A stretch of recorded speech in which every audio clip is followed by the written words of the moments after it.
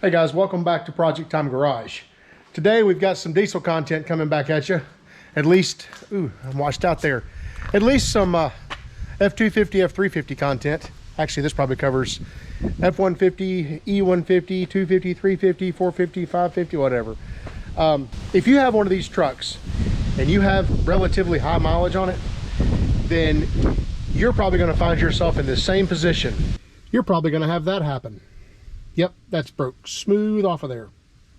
And when you find yourself in that position and you're far, far from home, you're going to do what's necessary to get home, even if it looks like this. Yep, that's a ratchet. Yep, those are extensions.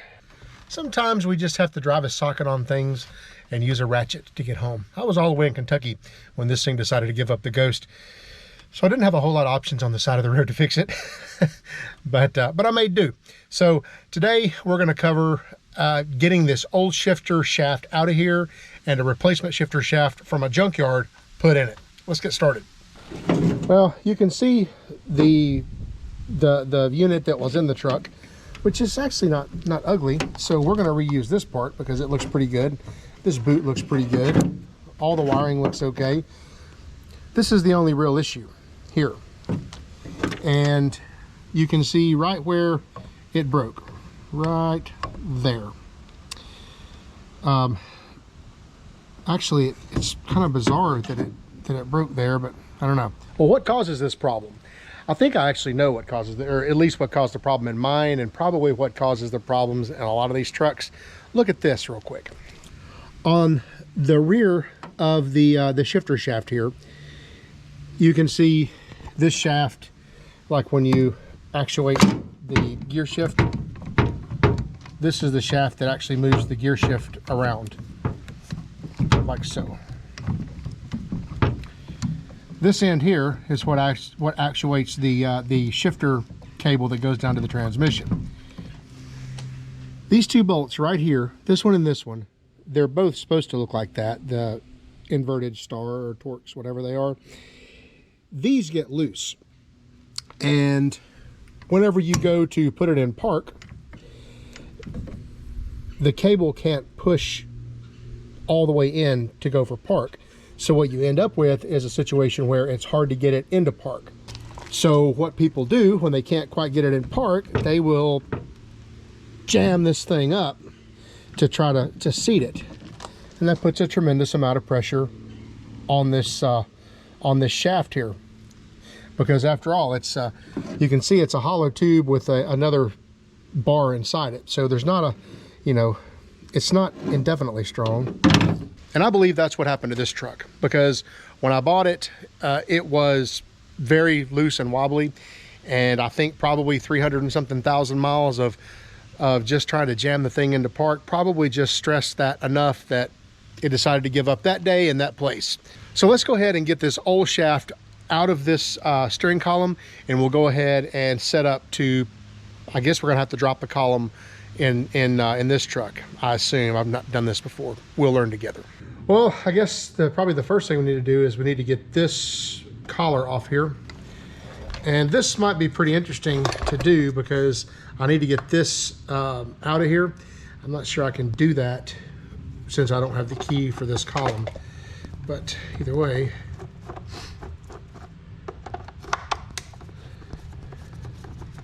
I know that there are some Phillips head screws that hold this cover on. They're usually missing a few of them at least. There we go. This is what I need to get off, and in order to get this out, there is a pin that you can push in right here. But in order to push this pin in, you need to be able to turn this key to the on position. And since we don't have a key, we don't have that, but we do have this. And I am not concerned at all about saving this piece because it's chalky and gross and has dirt daubers in it. There we go. What we're looking for are these bolts here. 1, 2, 3, 4, 5, 6. That should be the only thing that holds this whole thing in place. These are T27s.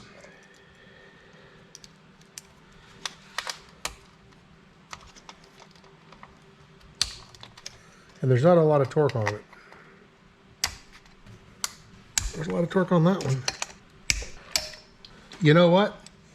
The interesting thing is, this one, it doesn't have the saddle that goes over it. It's missing. Somebody's been here. That's okay, ours is intact. Now removing this from the truck is going to require unhooking that from our transmission shifter cable. But we have a few more things we need to do first here. One of those is unplug the overdrive switch, which plugs in right here. Should be as easy as prying this thing up and unplugging it. There. Feeds underneath like this, pops out. At this point, we have the shifter shaft in our hands. So let's work on this next. Actually, it looks like this pops off of the ignition. I had no idea about that. That's pretty interesting. Hey, you guys want to see something gross? I'm pretty sure most of that is fingernails. Oh, gross. Oh my gosh, that is filthy. Well, let's clean that up. Okay, with all of our fingernails out of the way, that's the most disgusting thing I've ever seen in my life. I'm ready to get the shifter off of here because I'm not going to use this shifter because it looks awful.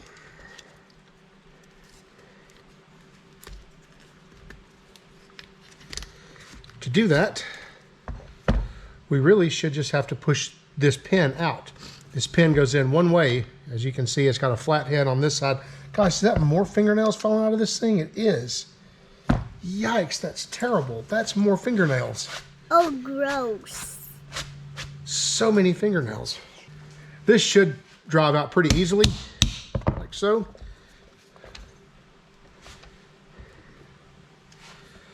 And we'll just try to pull it with this. There we go. All right. It's out. Now I'll set this aside, grab our other one,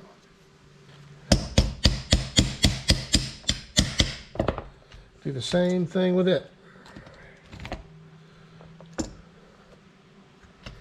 and we'll just transfer it right over.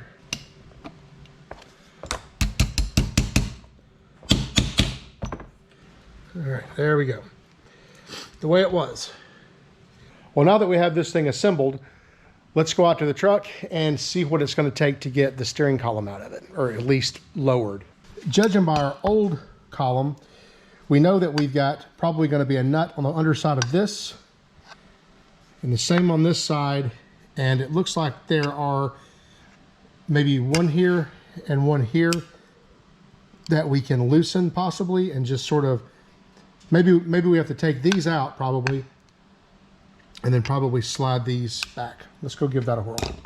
I'm gonna spare you all the in-depth detail on how to get the dash fascia off of here because it's completely self-explanatory and there's just like nothing to it. So here's the quick version. For this fuse panel, you have these things here, half a turn on each one. 1, 2, 3, 4, that pops down. For the dash bezel itself, it's literally grab it and unsnap it. You'll have wires behind the headlights. You'll have wires behind the power outlet and the passenger airbag in my case. If yours is newer, you probably won't have that. Also, I have the tuner also, and this thing that I have to worry with, but not a big deal. I'm gonna get it torn down to that part, and then I'll come back and show you what's next. Once the dash bezel is out of it, the instrument cluster is held in with 4 screws. They're 7mm, one on each corner. Pop those out. Then you can gently pull the cluster forward, and you'll see the connectors back here. There are 3 of them in my case. It's basically squeeze down and rock them out. Just rock gently. Sometimes they like to stick to that circuit paper. There you go. See how that works. Grab the other two, and also you'll see in the bottom the park reverse neutral thingy. It snaps up in the bottom of that cluster. Mine popped out of there, probably because I didn't put it back in good when I was working on this thing in an emergency fashion the other day. Now we're looking at the top of the steering column, and we can see where my failure was. There's the brake right there, and there's the socket that I literally just drove onto that shaft, and got a couple of extensions coming up here. And it worked. It got me home. So I guess now I can undo this mess, right? There we go. Is it a ratchet or is it a gear shift? You decide. All right. It looks like the bolts I need to get to are going to be one here and one about the same place right under here somewhere. Right there. Let me zip those out. Actually, let's see if I can show people underneath here where it's at. Okay, so there's one of the bolts. There is the other of the bolts, and there must be something down here somewhere that I have to get to. I don't know. I'll poke my head under there and see. All right, let me zip these 4 bolts out. Probably just got to stand on my head and find them. We'll see. Bring you back when I have the steering column kind of wobbly. So on the transmission cable, you can see that it's right up here. That's the transmission cable. It just snaps on. You probably can't watch what I'm doing here, but usually what I'll do is I'll just take a pair of needle nose, grab it, and just pop it loose. I'll show it to you when it's out. There you go. There you go. Hopefully you can get an idea of what I'm looking at. Right, so there it is, popped loose. Okay, so I have my steering column. I have the 2 front bolts completely out and the 2 rear ones back there just loosened, so the steering column kind of flops like this. I think really the only thing I care about is being able to get to these bolts here. I think if I can get those out, I can probably just slide the whole assembly in from the front. Let me go give that a whirl.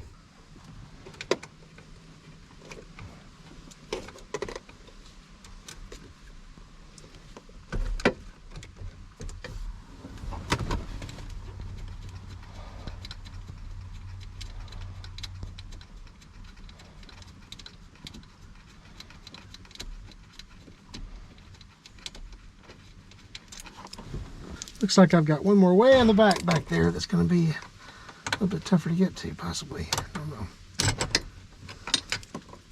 At least they come out easy once you get the tension broke. Alright, so I'll just kind of lay all that out of the way. And this is our shifter shaft. Not that it's going to even consider playing nicely, mind you, but there it is.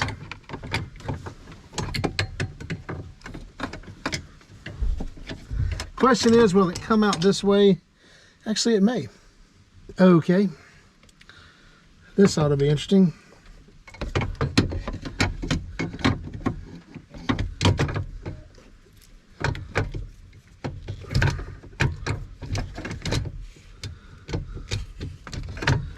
Let's see, where are we at? Oh, there we go. All right. Looking pretty good so far. I think I'll go ahead and put a couple of these back on here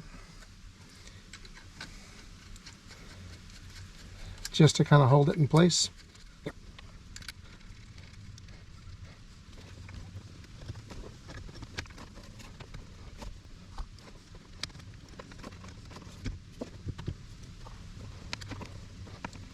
I'm going to put some of this stuff back in loosely just for now until I make sure everything is right. This is the one that was broke on the other one.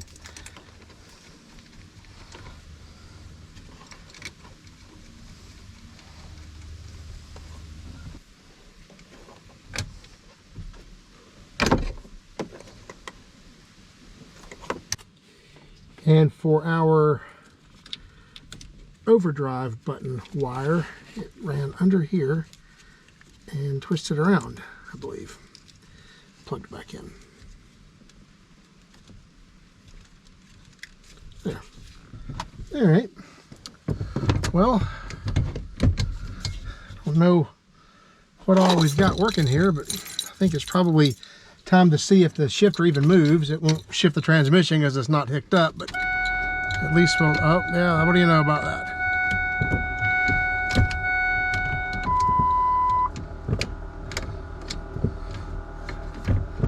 The brake interlock and everything even works. Pretty. Okay. Okay, now we just have to raise up the steering column, put the 4 bolts back in it, and I'll hook the trans cable back up. We'll snap the dash back together, see what we've done.